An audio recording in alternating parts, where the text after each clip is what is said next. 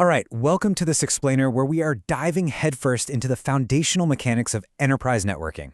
We're going to build our knowledge from the absolute ground up, starting with local hardware cables and moving all the way up to the complex global internet architecture. If you've ever wondered how the digital plumbing of our world actually operates under the hood, you are absolutely in the right place. Let's get right into it. You know, it's honestly a modern miracle. You click a link, and literally within milliseconds, data crosses oceans, navigates through ridiculously complex corporate networks, and arrives perfectly on your screen. To really understand how this happens, we have to look at the very strict rules and the sequential layers that a single packet of data encounters on its journey. It is a highly choreographed dance. So we're going to break this massive topic down into 6 logical steps: the local network foundation, finding neighbors, connecting worlds with IP addressing, slicing networks via subnetting and supernetting, finding the best path, and finally, transport and traffic control. Starting right off with step 1, the local network foundation. So at the physical layer, we're relying on Ethernet networks. We're talking copper, fiber, and blazing speeds anywhere from 10 megabits all the way up to 400 gigabits per second. But to manage all that traffic safely, we have to define boundaries. Back in the day with legacy hubs, we had a major problem. Shared media meant data frames were just constantly crashing into each other. We called this a collision domain, and it essentially forced devices to politely take turns in half-duplex mode. Today, thankfully, we divide networks much more intelligently. We use collision domains to ensure safe, full-duplex transmission on a single link, and we use broadcast domains to limit exactly how far a network-wide shout or discovery frame can travel before it's finally stopped. And to actually manage those domains, we use 2 completely different pieces of hardware. First, you've got layer 2 switches. Think of a switch as your local traffic cop. It gives a dedicated point-to-point connection to each host, which actually shrinks that collision domain down to a single port. Literally no more collisions. Then you have layer 3 routers. If a switch is managing the local streets, a router is your international post office. Routers define the strict boundaries of broadcast domains. They completely refuse to forward local broadcast noise, which prevents massive network storms, and instead, they use logical IP addresses to route traffic across disparate networks. Moving on to step 2, finding neighbors at layer 2.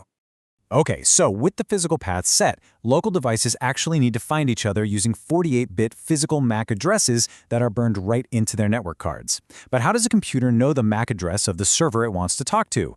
Well, it asks. In IPv4, we use ARP, the Address Resolution Protocol. ARP literally broadcasts a loud message to the entire local network saying, "Hey, who has this IP address? Tell me your MAC."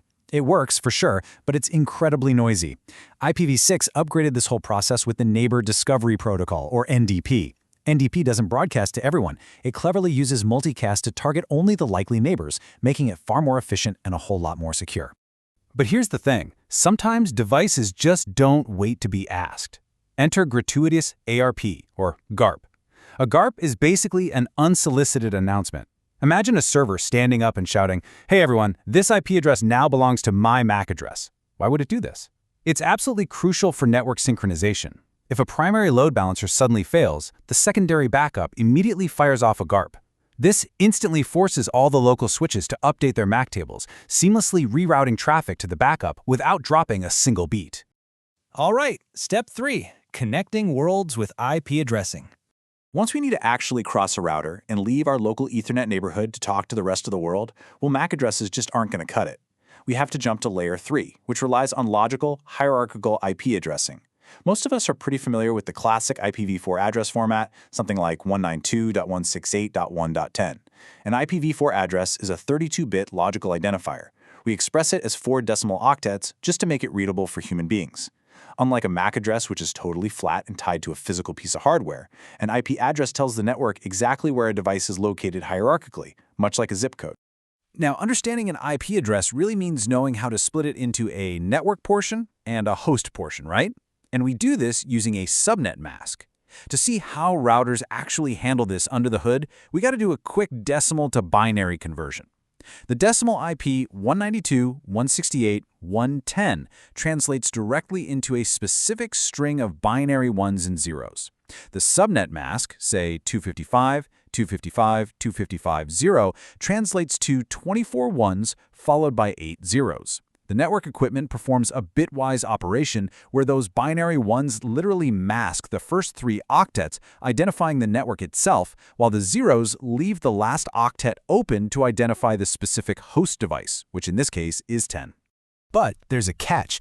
IPv4's 32-bit system only gave us about 4.3 billion public addresses, and, well, the internet completely ran out of them. So enter IPv6.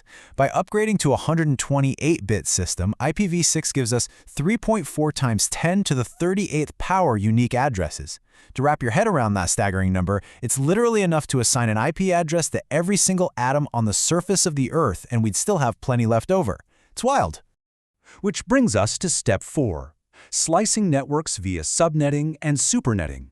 So to manage these massive address spaces effectively, network engineers use CIDR, Classless Inter-Domain Routing. This lets us slice up networks using custom subnet masks. Subnetting basically takes a huge assigned network block and chops it up into smaller, more manageable subnetworks. And the advantages here are massive. It allows for highly efficient allocation of IPs so you're not wasting them. It improves security by physically isolating different departments, like, keeping the HR network completely segregated from the guest Wi-Fi. And it vastly enhances performance by creating smaller broadcast domains, which just reduces the amount of background noise every single device has to process. Now, on the flip side of that, we have supernetting. While subnetting chops networks up, supernetting aggregates them back together. Imagine you have 2 neighboring subnets, 192.168.0.0 and 192.168.1.0. Instead of the router advertising both of those paths globally, CIDR allows us to merge them into a single summary route, like a /23 route. By rolling multiple smaller subnets up into one supernet, we keep the global internet routing tables from becoming unsustainably massive and just outright crashing the internet's core routers. All right, step 5, finding the best path. So, we've got our addresses logically assigned and summarized. But when an IP packet actually hits a router, how does it choose the absolute best path forward? Because of that classless subnetting and supernetting we just talked about, routing tables can get kinda tricky. A router's table might actually contain multiple valid overlapping paths for the exact same destination IP address. For example, an incoming packet address to a specific IP might match a broad /12 route and a much more specific /15 route. How does the router break the tie? Well, the router resolves this instantly using a really clever algorithm called the longest prefix match, or LPM. The rule is incredibly simple. The most specific route always wins. The router just compares the prefix lengths and will always forward the packet down the route that has the highest number of matching network bits. So in our example, the /15 route has a longer, more specific match than the /12 route. So the router pushes the packet down the /15 path. It guarantees the data takes the most precise route available every single time. And finally, step 6, transport and traffic control. Okay, so our data has traversed the physical switches globally. It's successfully resolved its MAC addresses, and it's been routed via IP. But how do the 2 end computers actually regulate the conversation itself? That is where transport comes in. At Layer 4, we basically have 2 flavors of communication, TCP and UDP. TCP is a connection-oriented protocol. It guarantees reliable, ordered delivery of your data, which is perfect for loading a web page or downloading a file where you literally can't afford to miss a single byte. UDP, on the other hand, is connectionless. It just blasts packets at the destination without even checking if they arrived. It prioritizes pure speed and low latency, making it the go-to protocol for things like live video streaming or online gaming. And because TCP guarantees that delivery, it actually has to do a bit of administrative work first. Before any actual data flows, TCP performs this very strict 3-way handshake. The client sends a synchronized packet, or SYN.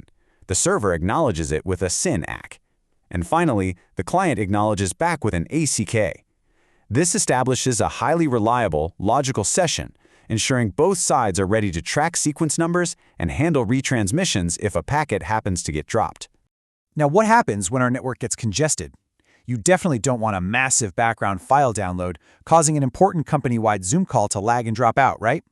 To fix this, engineers use Class of Service, or CoS. Utilizing the 802.1p standard, CoS actually embeds priority tags directly into the Layer 2 Ethernet frames. It essentially creates a VIP lane on the network highway, ensuring that latency-sensitive traffic like your voice and video calls jumps straight to the front of the line at every single switch. And that really brings us full circle. Everything we rely on daily, from the local MAC address resolution in your home Wi-Fi all the way to global longest prefix match routing in massive data centers, it all relies on these highly structured interlocking layers. As we push Ethernet well beyond 400 gigabits and fully embrace the endless address space of IPv6, it leaves us with a pretty fascinating question. How will this incredibly resilient architecture adapt to power the networks of tomorrow? Thanks for joining me on this explainer. Keep learning, and I'll catch you next time.